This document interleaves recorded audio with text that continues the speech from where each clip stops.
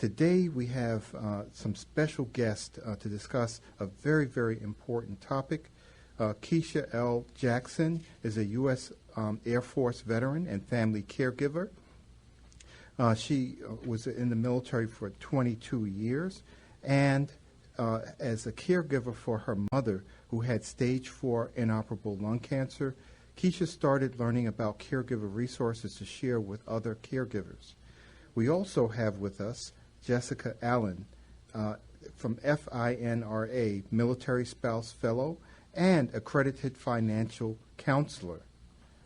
Jessica is an accredited financial counselor who recently provided the content for AARP's financial workbooks for caregivers. She is a FINRA Military Spouse Fellow and completed her accredited financial counseling licensing in 2013. She is also a 2014 Elizabeth Dole Foundation Fellow. She authored Financial Fitness for Military and Veteran Caregivers in 2017. But she is a very, very special guest as well. Her husband suffered from an IED explosion in Afghanistan, which caused the loss of both lower extremities above the knees.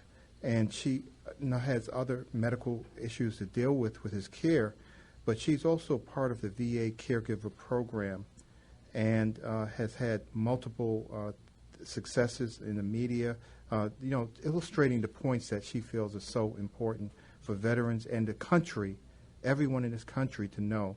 So Keisha, it's such an honor to have you on every time we speak with you. So why don't you lead us into this and tell us, introduce Jessica to us. Sure. Good to hear your voice, Dr. Arnold. How are you doing today? Oh, great. Hey, before I turn it over to Jessica, I wanted to mention a couple things because they really are resources, and Jessica is a wealth of knowledge for resources. But one, I wanted to mention that Military Kids Have Talent and the Elizabeth Dole Foundation have teamed up to partner to bring a virtual talent competition to celebrate the young talents of our veteran and our military children. And so if anyone would be interested, I think the closeout for that, for people to submit videos, is going to be June the 25th. And the winner get a free 3-night family vacation to Universal Studios in Florida. And so I thought this would be good to the listening audience to know that if they have some children out there, whether it's active duty or retired veterans, for their children, that this may be an opportunity for them. So if you could go to hiddenheroes.org/talent, and you can get information about that.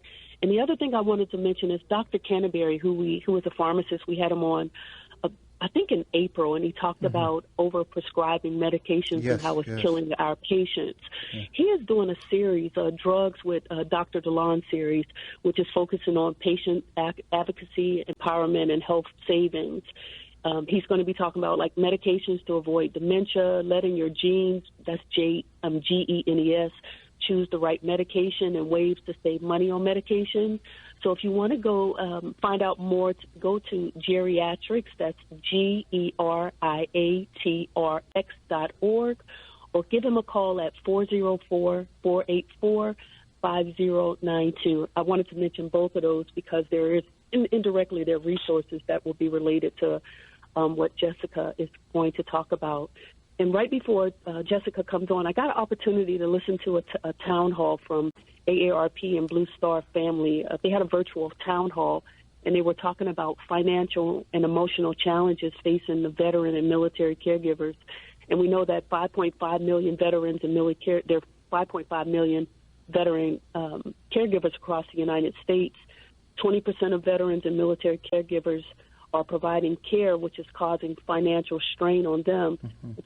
Family caregivers, on average, are spending about $7,400 of their own money on out-of-pocket expenses for caregiving. Or it's just a lot of statistics that are out there. So Jessica, her book, she has this book, Financial Fitness for Military and Veteran Caregivers. I read the book, and honestly, I got exhausted because there's so much great information in that book. It is. After I read it, I felt like that book should be incorporated in boot camp.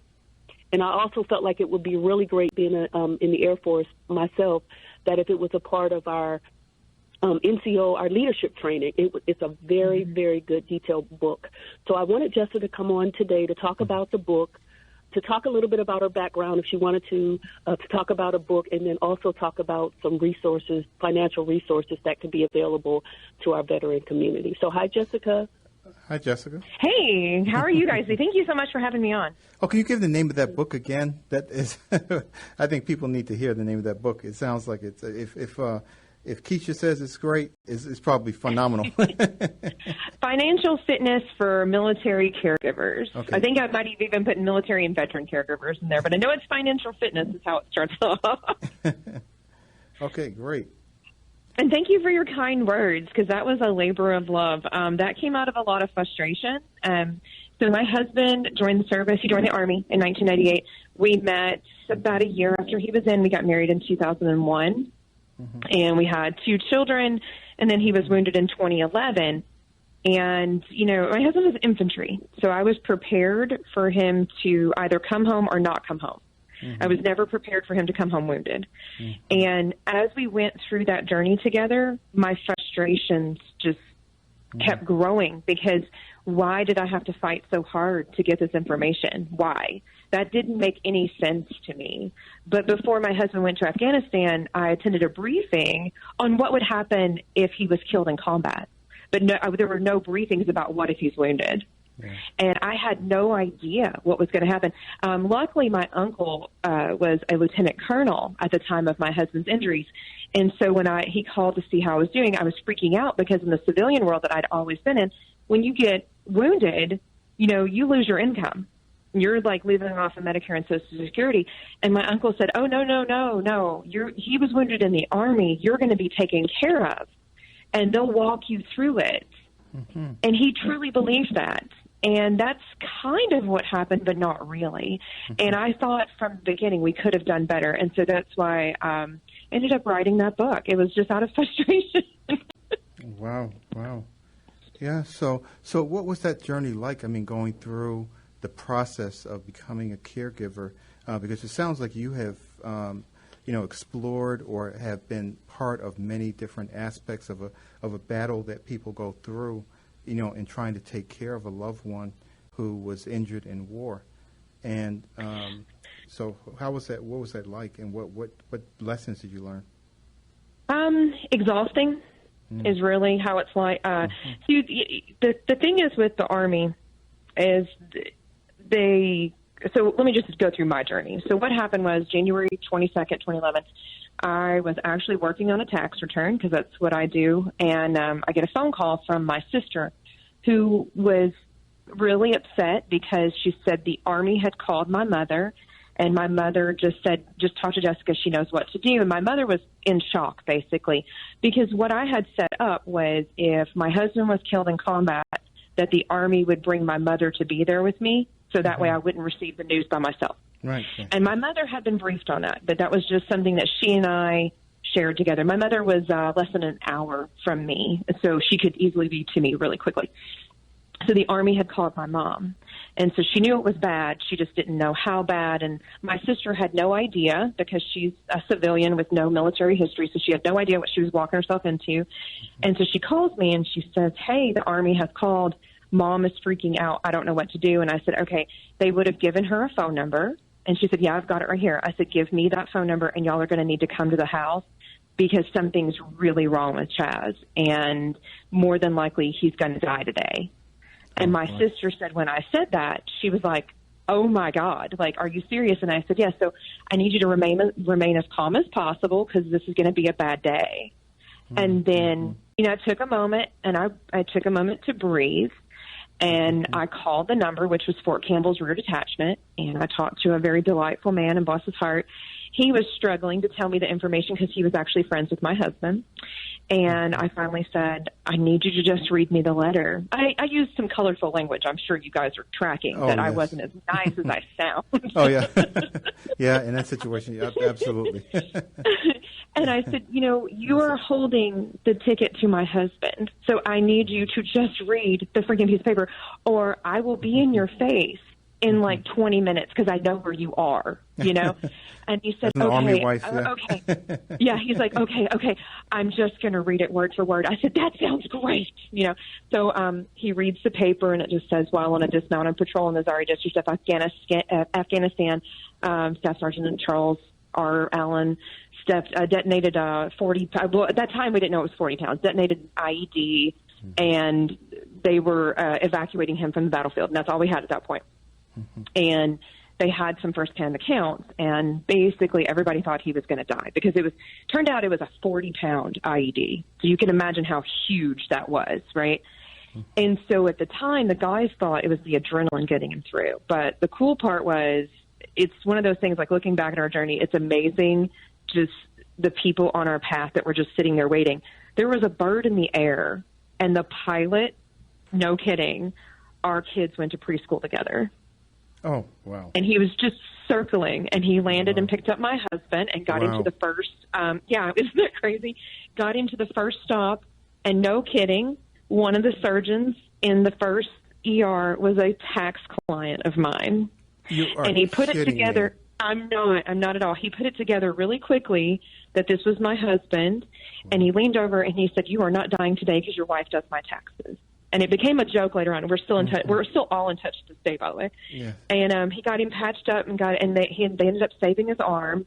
When he stepped on the bomb, it took off his elbow.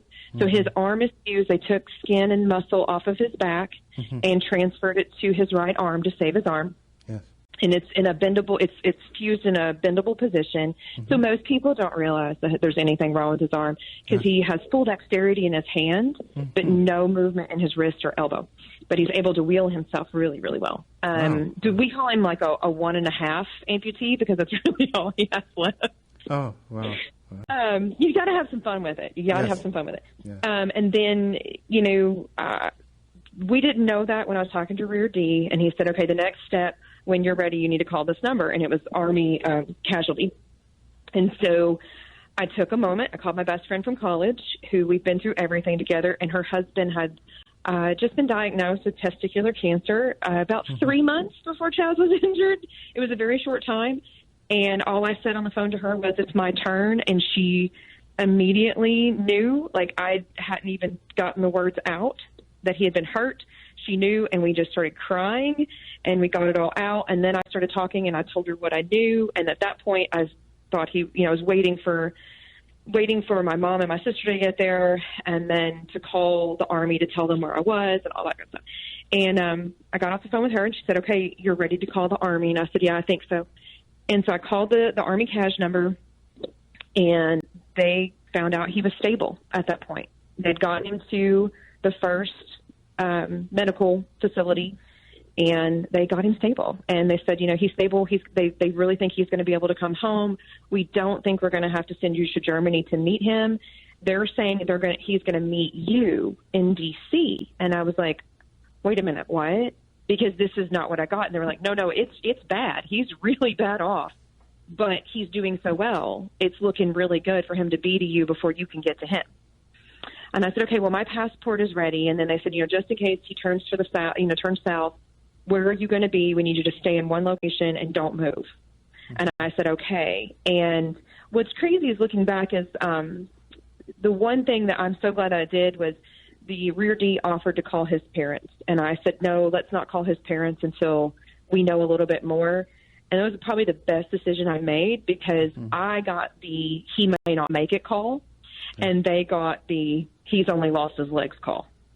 So I went from the bottom up. Yes. Right? Because I was like, I'm a 32-year-old widow today. Awesome. This is just great. I mean, our girls are 5 and 8. I had sent them off to dance. I was supposed to be dance mom that day.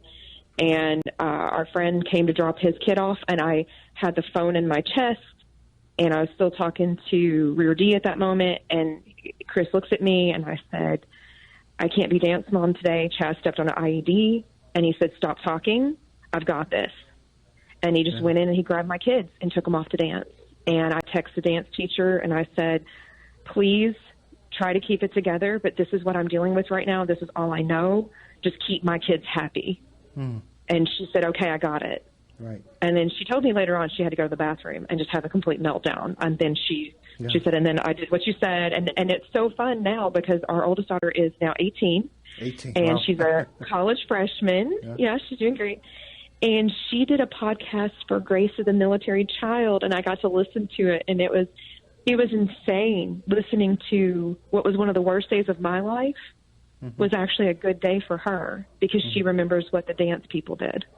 Oh, yeah. And wow. it was absolutely just mind-boggling listening to her side and her point of view. Yeah. And, and then we just learned that you have to take, when you're dealing with injuries like that, you have to take every moment one step at a time. There's no rushing. The human body will heal when it's ready to heal. You get no say in it.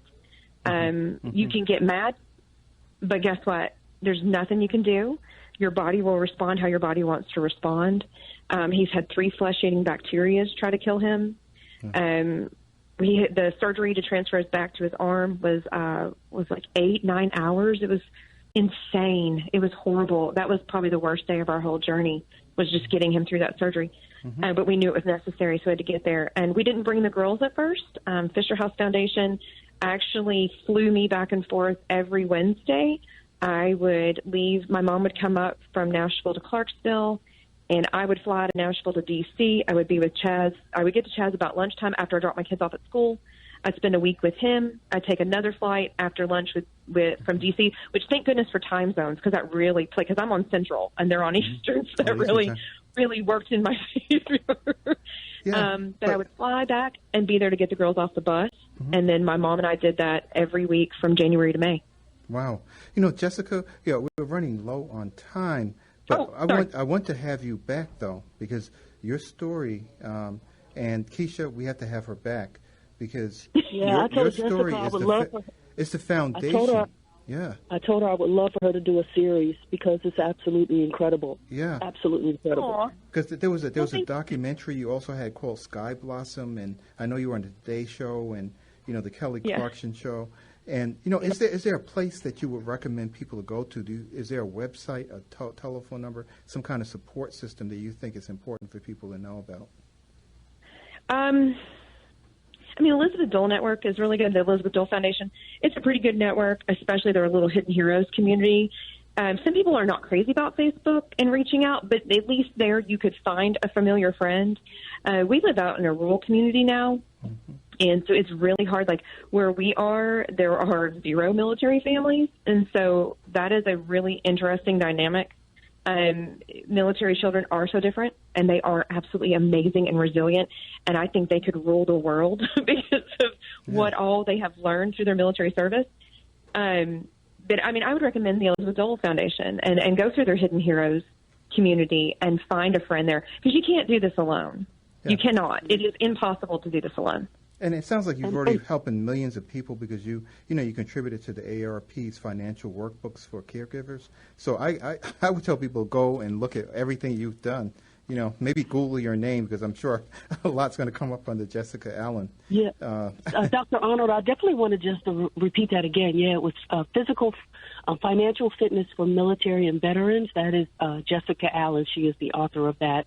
And people, they just look that up. You're going to get some really, really great, thorough, overwhelming information. Okay, and my producer's looking at me saying, we got a break. But we definitely want to have you back on again, Jessica. The story you just told, and really getting into the nitty-gritty of what you know about the financial fitness, for military and veteran caregivers, because it sounds like you have an abundance of information that people need to hear. And this could be so helpful for our veterans who are out there, who have suffered the wounds and the slings and arrows of war, and especially in combat situations. But we've got to have you back. So thank you with our partner, family caregiver Keisha L. Jackson, and thank you, Jessica Allen, for illuminating us and giving us some information to have hope and to live by.